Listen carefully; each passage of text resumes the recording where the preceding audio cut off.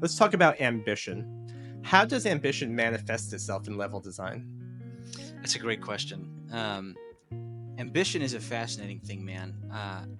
Over time, I've wrestled with different seasons where it can feel like a really crushing curse, and at other times, it can feel just like an endless trickle of kerosene on the fire of your heart, where it can be something that you've talked about something to so many people and you've built an identity around it, and it's fun. It gives you power to wake up every day, to get out of bed motivated, not just to slunk out of bed and sort of go about your day to day and grab a paycheck and things, but like a hunger for greatness.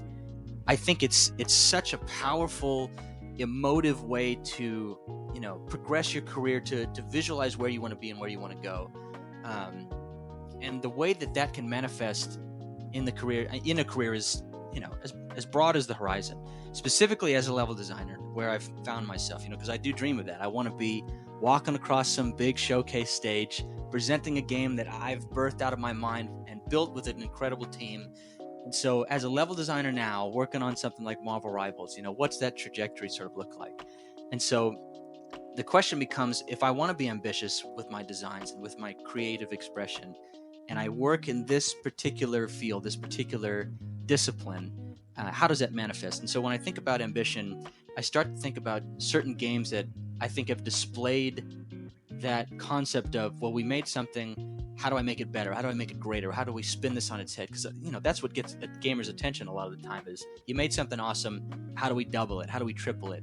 So a good example that I thought about was in Metroid Prime 1. They took a classic Metroid formula, they put it in 3D and put it in first person. Brilliant, genius, made an incredible world, right? That remaster is like one of the highest rated games ever on Metacritic now.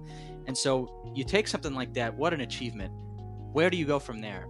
And I really admire what they did with the second game, Metroid Prime 2 Echoes, where they designed this whole planet, Planet Ether, and it's this kind of crazy dust ball thing that's got, high sci-fi and crazy Torvus bog, all these neat little areas. And then they added this dark dimension on top of it. They said, well, what if we take the same world and duplicate it and put it on top of it through these weird little portals you have to go through from time to time? And then think, well, okay, how do we make it different, right? If we can't just slap the same level design, how do we make it feel like a different dimension? And they made it so that the atmosphere is poisonous. And it's like, well, okay, that's interesting. Well, now there's these little sanctuaries, these little bubbles where Samus has to get between to explore this world. So they made it dangerous. And so the level design is imitating the level design in the light ether. And then you go through these portals and it changes, right? So it's like they took the Metroid formula, that Metroidvania classic style of level design, and then they're building on top of it with really just a layer of ingenuity that's refreshing, it's compelling, it's interesting. So you come off beating the first game, and you feel like you've got a good sense of what that world is like, how to explore a world like that.